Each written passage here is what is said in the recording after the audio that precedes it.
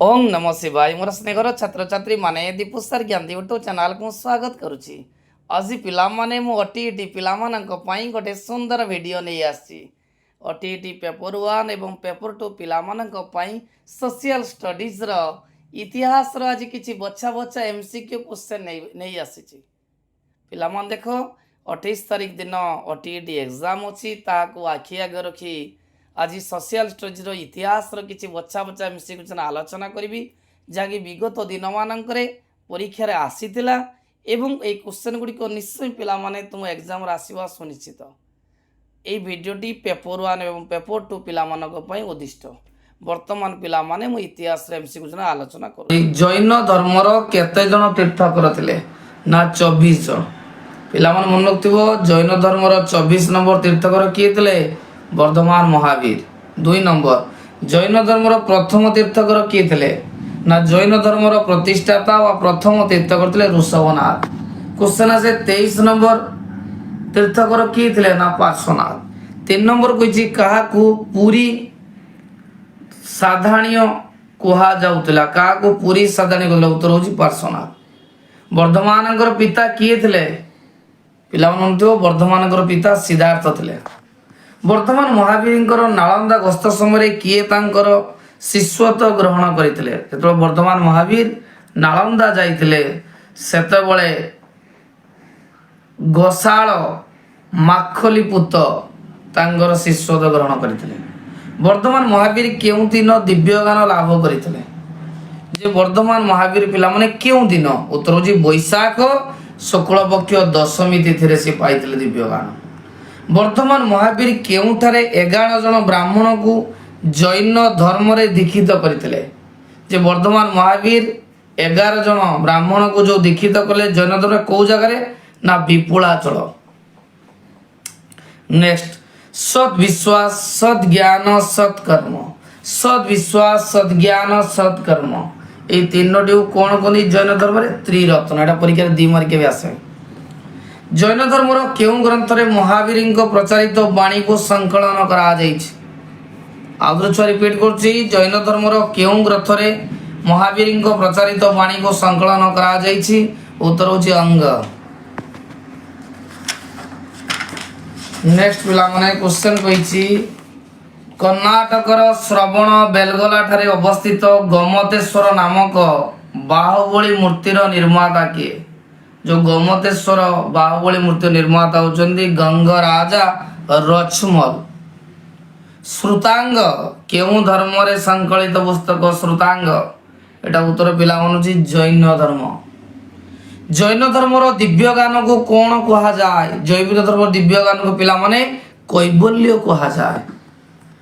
Next Gautam बुद्धंक गृह त्याग व संसार त्याग को बौद्ध धर्म ग्रंथ रे कोन बोली कहा जाइछि उत्तर होछि महाविनिष्क्रमण। 14 नंबर क्वेश्चन बौद्ध धर्म ग्रंथ रे गौतम दिव्यगान लाभ परे मृगवन ठारे 5 जन ब्राह्मण को देइतिबा उपदेश को कोन कहंती? जे बौद्ध धर्म ग्रंथ रे गौतम बुद्ध दिव्यगान देइतिबा 5 जन ब्राह्मण को जो सारनाथ रे देइतिले ताकू कहते धर्म चक्र प्रवर्तन। उत्तर पिला मन होछि धर्म चक्र प्रवर्तन। नेक्स्ट बौद्ध धर्मर पवित्र धर्म ग्रंथर ना कौन? जे बौद्ध धर्मर पवित्र धर्म ग्रंथ त्रिपिटक। त्रिपिटक पिला माने 3 भाग रे विभक्त सत्र पिटक विभिन्न पिटक अभिधर्म पिटक। दैत्य तत्व केउ दुईटी स्थिति ऊपर आधारित? दैत्य तत्व जीव आउ अजीव। कौटिल्य अर्थशास्त्र केउ मौर्य शासक शासन समय उल्लेख करा जाए? मन रखताओ जो अर्थशास्त्र रचयिता कौटिल्य तांकर जो अर्थशास्त्र मौर्य शासक चंद्रगुप्त मौर्य को सब ना करता। अष्टादश तीर्थ बा 18 जन मंत्री केउ सम्राट राजदरबार थिले एटा परीक्षा सब बळे आसे एटा होची चंद्रगुप्त मौर्य। चंद्रगुप्त मौर्य युद्ध विभाग को केतोटी कोड को नै गठित करथिले? 6टी। नेक्स्ट मौर्य शासन रे किए शिक्षा विभाग को नियंत्रण करथुले? जे मौर्य शासन रे किए शिक्षा विभाग को नियंत्रण करथुले उत्तर होछि पुरोहित। मौर्य प्रदेश रो सर्वनिम्न एककर ना कोन? सभा शेष अंग कोन थिला मौर्य शासन रे? ग्राम। ମେଗାସ୍ଥିନିସ୍ ଯିଏକି ଇଣ୍ଡିକା ରଚନା କରିଥିଲେ, ସେ ଇଣ୍ଡିକାରେ ପାଟଳିପୁତ୍ରର ମୌର୍ଯ୍ୟ ପୌର କମିଶନରେ କେତେ ଜଣ ସଦସ୍ୟଙ୍କୁ ନେଇ ଗଠିତ ହୋଇଥିଲା? ଉତ୍ତର ହେଉଛି 30। ଅଶୋକଙ୍କ ସମୟରେ ଭୂ ରାଜସ୍ୱ ସଂଗ୍ରାହକକୁ କ'ଣ କୁହାଯାଉଥିଲା? ଭୂ ରାଜସ୍ୱ ସଂଗ୍ରାହକକୁ କୁହାଯାଉଥିଲା ଯୁକ୍ତ। ବିଚାର ବିଭାଗରେ ସମାନତା ଆଣିବା ପାଇଁ ଅଶୋକ କେଉଁ ନୀତି ପ୍ରଣୟନ କରିଥିଲେ? ଉତ୍ତର ହେଉଛି ଦଣ୍ଡ ସମତା। ଉଚ୍ଚ ବଂଶୀୟ ପୁରୁଷ ନିଚ ଜାତିର ସ୍ତ୍ରୀ ଲୋକଙ୍କୁ ବିବାହ କରିବା ରୀତିକୁ ଗୁପ୍ତ ଯୁଗରେ କେଉଁ ବିବାହ କୁହାଯାଉଥିଲା? ଉତ୍ତର ହେଉଛି ଅନୁଲୋମ ବିବାହ। ଅର୍ଥଶାସ୍ତ୍ର ଅନୁସାରେ ମୌର୍ଯ୍ୟ ରାଜାମାନେ କେତେ ଭାଗ ଭୂ ରାଜସ୍ୱ ନେଉଥିଲେ? ନା 1/6। ମୌର୍ଯ୍ୟ ଶାସନରେ ଯେଉଁ ଗୁପ୍ତଚର ମାନେ ଥିଲେ ତାଙ୍କୁ ଦୁଇ ଭାଗ ଭିତରେ ଗୋଟେ ହେଲା ସଂସ୍ତକ, ସଚାରକ। ଉତ୍ତର କହିଛି ଯେ ମୌର୍ଯ୍ୟ ଶାସନରେ ସଞ୍ଚରକ ମାନେ କେଉଁ ବିଭାଗରେ କାର୍ଯ୍ୟ କରୁଥିଲେ? ଉତ୍ତର ହେଉଛି ଗୁପ୍ତଚର ବିଭାଗ। ମୌର୍ଯ୍ୟ ବଂଶର ଶେଷ ଶାସକଙ୍କର ନାମ କ'ଣ ଥିଲା? ଉତ୍ତର ହେଉଛି ବୃହଦ୍ରଥ। ଶେଷ ମୌର୍ଯ୍ୟ ଶାସକ ବୃହଦ୍ରଥଙ୍କୁ କିଏ ହତ୍ୟା କରିଥିଲେ? ଉତ୍ତର ହେଉଛି ପୁଷ୍ୟମିତ୍ର ଶୃଙ୍ଗ।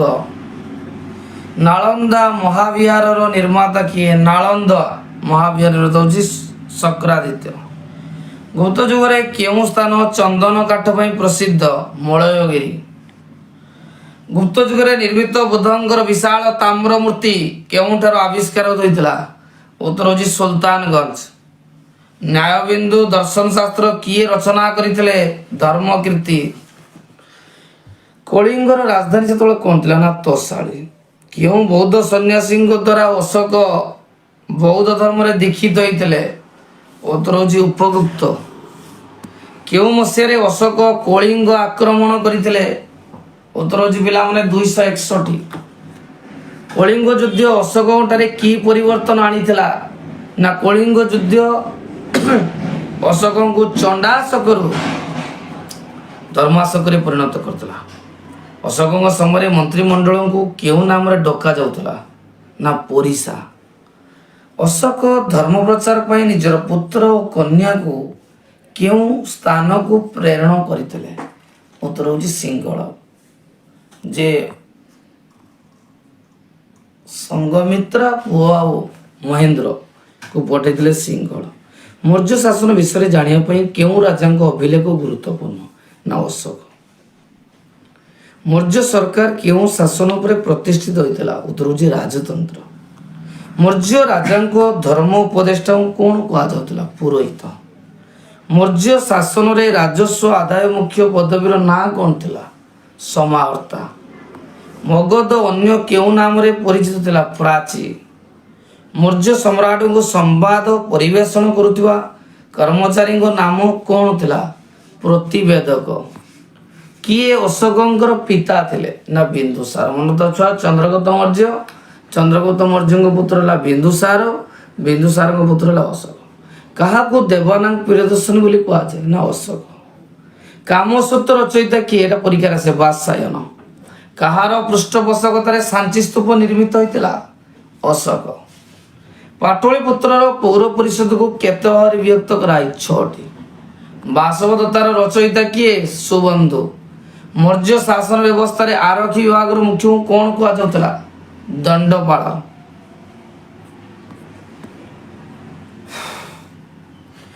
ଅଶୋକଙ୍କ ଶାସନ ସମୟରେ ତୋଷାଳୀ କେଉଁ ରାଜ୍ୟର ରାଜଧାନୀ ଥିଲା? ନା କଳିଙ୍ଗ। ମେଘଦୂତ ରଚୟିତା କାଳିଦାସ। ଶକୁନ୍ତଳା ରଚୟିତା କାଳିଦାସ। ଦେବୀଚନ୍ଦ୍ରଗୁପ୍ତ ନାଟକ ରଚୟିତା ନା ବିଶାଖା ଦତ୍ତ। ମୂର୍ଚ୍ଛକଟିକମ୍ ରଚନା କିଏ କରିଥିଲେ? ଶୂଦ୍ରକ। ଶୃଙ୍ଗାର ଶତକ ରଚନା କରିଥିଲେ କିଏ? ନା ଭର୍ତ୍ତୃହରି। ପଦ୍ୟ ଚୂଡ଼ାମଣି କିଏ ରଚନା କରିଥିଲେ? ଭର୍ତ୍ତୃହରି। ମୌର୍ଯ୍ୟ ଶାସନ ସମୟରେ ଆଦାୟ କରାଯାଇଥିବା ଧର୍ମୀୟ କର ନାଁ କ'ଣ ଥିଲା? ବାଲି। କୁମାର ସମ୍ଭବମ୍ କିଏ ରଚନା କରିଥିଲେ? କାଳିଦାସ। ସାରନାଥର ବୌଦ୍ଧ ସ୍ତମ୍ଭ କାହା ଦ୍ୱାରା ନିର୍ମିତ ହୋଇଥିଲା? ଅଶୋକ। ବ୍ରହ୍ମ ସିଦ୍ଧାନ୍ତ, ଖଣ୍ଡ ଖାଦ୍ୟକ ଆଦି ବିଜ୍ଞାନ ଗ୍ରନ୍ଥ ରଚୟିତା କିଏ? ନା ବ୍ରହ୍ମଗୁପ୍ତ। ଆର୍ଯ୍ୟ ସିଦ୍ଧାନ୍ତ, ଆର୍ଯ୍ୟଭଟ୍ଟ୍ୟମ୍, ସୂର୍ଯ୍ୟ ସିଦ୍ଧାନ୍ତ। ଆର୍ଯ୍ୟ ସିଦ୍ଧାନ୍ତ, ଆର୍ଯ୍ୟଭଟ୍ଟ୍ୟମ୍, ସୂର୍ଯ୍ୟ ସିଦ୍ଧାନ୍ତ ରଚନା କିଏ କରିଥିଲେ? ନା ଆର୍ଯ୍ୟଭଟ୍ଟ। ତା ଉପରଟା ଛାଡ଼ିଦେଲି ଛୁଆ। ପଞ୍ଚ ସିଦ୍ଧାନ୍ତ, ବୃହତ ସଂଗୀତା, ବୃହଜାତ କିଏ କରିଥିଲେ ନା ବରାହମିର। ହସ୍ତାୟୁ ବେଦ ପରୀକ୍ଷାରେ ସବୁବେଳେ ଆସିଥାଏ। ହସ୍ତାୟୁ ବେଦ ରଚନା କିଏ କରିଥିଲେ? ପାଲକପ୍ୟ। ସାଂଖ୍ୟ କାରିକାର ରଚୟିତା କିଏ ନା ଈଶ୍ୱର କୃଷ୍ଣ। ରଘୁବଂଶମ କାହାର ସୃଷ୍ଟି? କାଳିଦାସ। ସମୁଦ୍ରଗୁପ୍ତଙ୍କ ରାଜସଭାକୁ ମଣ୍ଡନ କରିଥିବା ବୌଦ୍ଧ ଭିକ୍ଷୁଙ୍କ ନାମ କଣ ଥିଲା ନା ବସୁବନ୍ଧୁ। ନେକ୍ସଟ ପିଲାମାନେ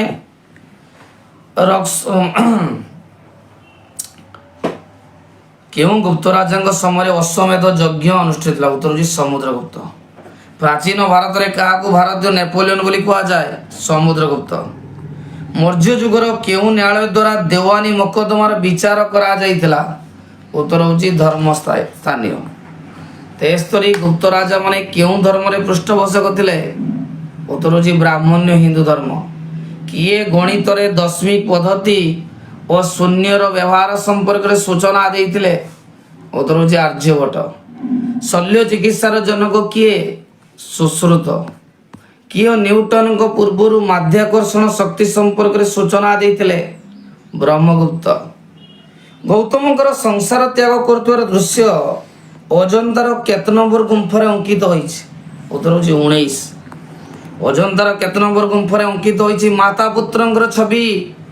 17 ନମ୍ବର। ଅଜନ୍ତାର କେତେ ନମ୍ବର ଗୁମ୍ଫାରେ ଅଙ୍କିତ ହୋଇଛି ମୁର୍ମୂଷୁ ରାଜକୁମାରୀର ଚିତ୍ର? ଉତ୍ତର ହେଉଛି 16 ନମ୍ବର। କିଏ ସୂର୍ଯ୍ୟପରାଗ ଚନ୍ଦ୍ରପରାଗ ଚନ୍ଦ୍ରଗ୍ରହଣ ସମ୍ପର୍କରେ ଦର୍ଶାଇଥିଲେ? ଆର୍ଯ୍ୟଭଟ୍ଟ। 81 ନମ୍ବର କ୍ୱେଶ୍ଚନ୍ କହିଛି ଦିଲ୍ଲୀର ଯେଉଁ ମେହରୌଲି ଲୌହସ୍ତମ୍ଭ ଅଛି କେଉଁ ରାଜବଂଶର ରାଜତ୍ୱ କାଳରେ ହୋଇଥିଲା? ନା ଗୁପ୍ତ ରାଜବଂଶ। ମୌର୍ଯ୍ୟ ଯୁଗରେ ରାଜଧାନୀ ତତ୍ତ୍ୱାବଧାନକୁ କ'ଣ କୁହାଯାଉଥିଲା? ପୌର। ମୌର୍ଯ୍ୟ ଶାସନ ସମୟରେ ଜିଲ୍ଲା ଶାସନର ମୁଖ୍ୟଙ୍କୁ କ'ଣ କୁହାଯାଉଥିଲା? ପ୍ରାଦେଶିକ। ଆଲାହାବାଦ ପ୍ରଶସ୍ତି ରଚୟିତା କିଏ? ସମୁଦ୍ରଗୁପ୍ତ। କିଏ ଗୁପ୍ତ ଯୁଗର ପ୍ରକୃତ ପ୍ରତିଷ୍ଠାତା? ଶ୍ରୀଗୁପ୍ତ ବା ପ୍ରଥମ ଚନ୍ଦ୍ରଗୁପ୍ତ। 8 କଥା କିଏ ଲେଖିଥିଲେ? ବହୁତ ଇମ୍ପୋର୍ଟାଣ୍ଟ କ୍ୱେଶ୍ଚନ୍। 8 କଥା ବୁଦ୍ଧ ଘୋଷ ଲେଖିଥିଲେ। ଗୁପ୍ତ ଯୁଗର ଦଶାବତାର ମନ୍ଦିର କେଉଁଠାରେ ଅଛି? ଦେଓଗଡ଼। ଇତିହାସ କେଉଁ ରାଜାଙ୍କ ରାଜସଭା ମଣ୍ଡନ କରିଥିଲେ? କାଳିଦାସ। ଉତ୍ତର ହେଉଛି ବିକ୍ରମାଦିତ୍ୟ। ଅଜନ୍ତାର 2 ନମ୍ବର ଗୁମ୍ଫାରେ କେଉଁ ଚିତ୍ର ଅଛି? ବୁଦ୍ଧଙ୍କ ଜନ୍ମ। କେଉଁ ବୃକ୍ଷ ବୋଧିଧର୍ମ ନାମରେ ପରିଚିତ? ଅଶ୍ୱସ୍ଥ ଗଛ।